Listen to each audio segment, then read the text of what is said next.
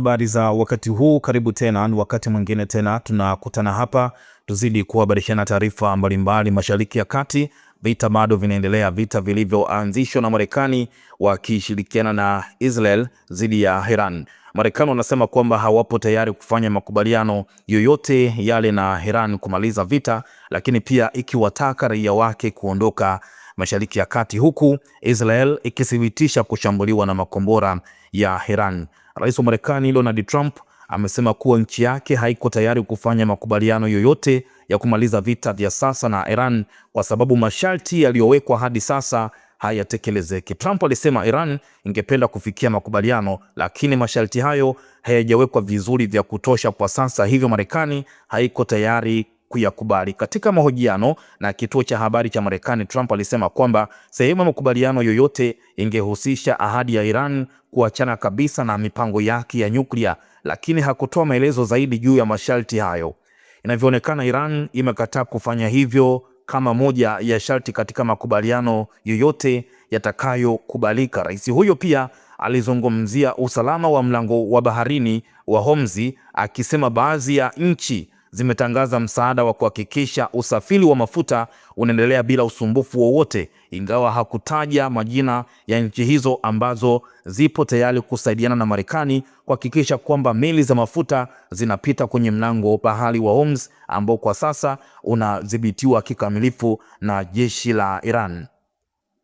Kauli hizo zinakuja huku vita baina ya Marekani, Israel na Iran ikiendelea kuibua mvutano mkubwa katika eneo la Mashariki ya Kati na masuala yanayohusiana na usalama wa raia wa Marekani na maslahi ya mafuta duniani yakizidi kupewa uzito zaidi katika vita hivi kwa sasa. Wakati huo huo, Marekani imewataka raia wake kuondoka katika nchi za Mashariki ya Kati. Marekani imewataka raia wake kuondoka katika nchi kadhaa za Mashariki ya Kati kufuatia kuongezeka kwa mvutano wa kiusalama katika eneo hilo. Onyo hilo linakuja baada ya ubalozi wa nchi hiyo katika mji mkuu wa Baghdadi kuwataka raia wa Marekani walioko Iraq kuondoka nchini humo mara moja kufuatia shambulio la kombora lililopiga jengo la ubalozi huo mapema Jumamosi. Katika taarifa yake, ubalozi huo ulisema raia wa Marekani walioko nchini Iraq wanapaswa kufikiria upya uamuzi wao kutokana na tishio kubwa la makundi ya wanamgambo yanayoungwa mkono na Iran. Hatua hiyo inakuja wakati Iran imeanzisha mashambulizi katika maeneo mbalimbali ya Mashariki ya Kati ikilenga watu na rasilimali zingine zinazohusishwa na Marekani. Katika hatua nyingine tofauti, Marekani ikiwa imesema imewaamuru wafanyakazi wa serikali wasio wa dharura pamoja na ndugu wa wafanyakazi wa serikali kuondoka nchini Oman, kwa mujibu wa taarifa ya shirika la habari la Reuters. Wakati hayo yakiendelea, IDF inathibitisha kwamba wameshambuliwa na makombora kutoka Iran, huku Iran IRGC wakizindua wimbi la 53 la mashambulizi katika operesheni yao ya True Promise sehemu ya 4.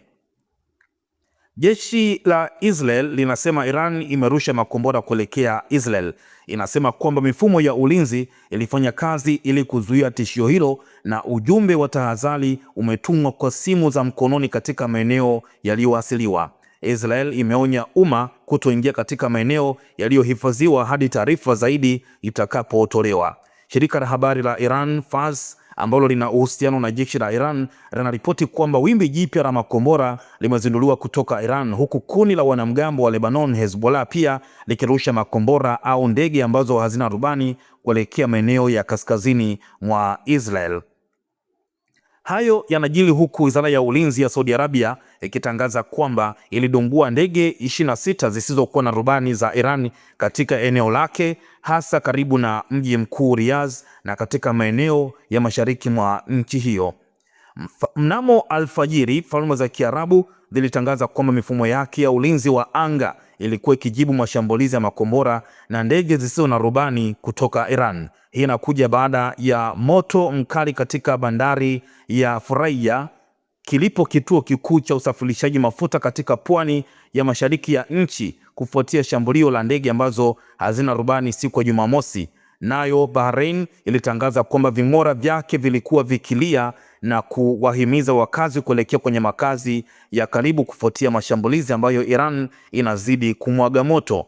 Mengi nitazidi kukuhabarisha hapa. Kubwa, endelea kutufuatilia kwa taarifa mbalimbali.